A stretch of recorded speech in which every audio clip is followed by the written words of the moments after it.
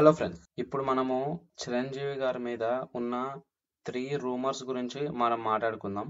అందులో first rumour ఏంటి అంటే, చిరంజీవి గారు అప్పుడు ఎలక్షన్ టైంలో అంటే 2008 ఎలక్షన్ టైంలో అప్పుడు మొగల్తూరు ఊరి జనాలు చిరంజీవి గారి దగ్గరికి వచ్చి లైబ్రరీకి ఆయన ఇంటిని అడిగితే ఆయన నేను ఇవ్వను అని చెప్పేసి అన్నారని చెప్పేసి ఇప్పటికి కూడా మాట్లాడుకుంటూ ఉంటారు. చిరంజీవి గారు ఎందుకు ఇవ్వనన్నారంటే, అసలు చిరంజీవి గారిని అడిగిన ఇల్లు చిరంజీవి గారిదే కాదనమాట.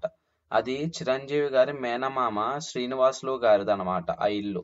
అందువల్ల ఇవ్వనని చెప్పారు. ఎందుకు అంటే, ఫస్ట్ పాయింట్, అసలు మన ఇల్లు కాదు అన్నప్పుడు మనకి ఇవ్వడానికి అసలు ఏం అర్హత ఉంటది?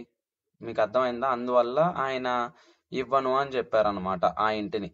తర్వాత ఇదంతా అయిన తర్వాత ఆయన మొగల్తూర్లో ప్రత్యేకంగా ఒక స్థలం కేటాయించి చిరంజీవి గారి ఫ్రెండ్ పుండరి గారు అని భీమవరంలో ఉంటారనమాట. ఆయన డాక్టర్.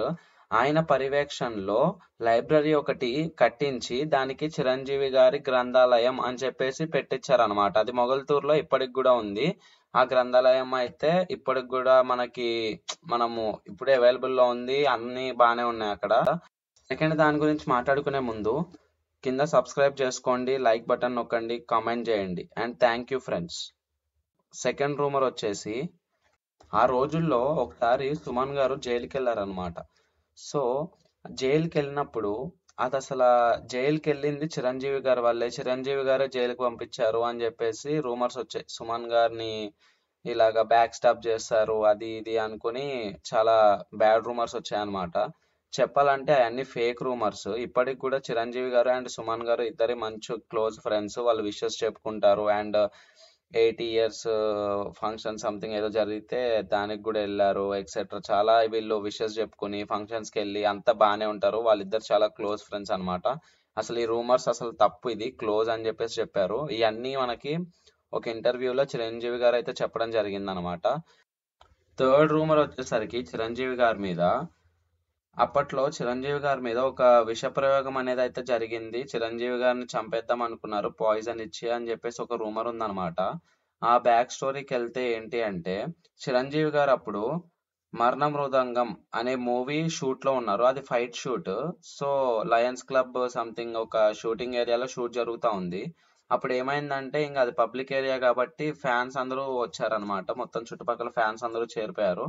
ఆ రోజు చిరంజీవి గారి బర్త్డే అవ్వడంతో ఒక ఫ్యాన్ ఏం చేశాడంటే ఒక కేక్ అయితే అప్పుడు పట్టుకుని వచ్చాడు అనమాట. సో కేక్ కట్ చేపించి చిరంజీవి గారితో ఇంకా ఆ కట్ చేసిన పీస్ చిరంజీవి గారికి పెట్టిపోయారు అనమాట. సో ఇంకా చిరంజీవి గారేమో వద్దు వద్దు అంటున్నా సరే ఇంకా ఆయన ఏం చేశాడంటే డైరెక్ట్ నోట్లో పెట్టేశాడు ఇంకా ఆ పీస్ ని.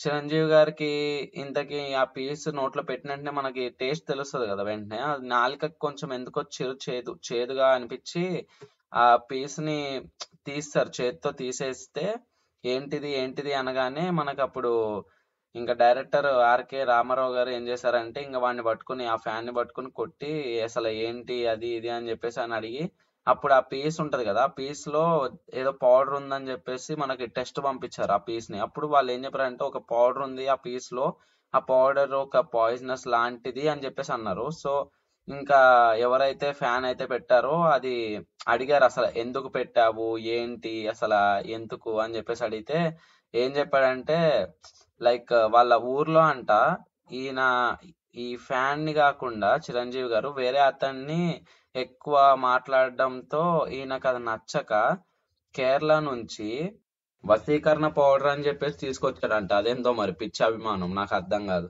ఇంకా అసలు ఎట్లా అంటే, చిరంజీవి గారు నన్ను పట్టించుకోవాలి, నాతో మాట్లాడాలి అని చెప్పేసి ఇంకా అతను వశీకరణ పౌడర్ అనేది కేక్ ఒక చిన్న లేయర్ లో వశీకరణ పౌడర్ అయితే కలిపేసి పట్టుకుని వచ్చాడంట. సో అది ఇంకా అది అవ్వలేదులేండి అది. ఇంకా చిరంజీవి గారు కూడా అది పిచ్చి అభిమానం అని చెప్పేసి ఇంకా వదిలేశారు. ఈ వీడియోకి ఇంతే ఫ్రెండ్స్. ఇంకా అప్డేట్స్ కోసం please like, share and subscribe.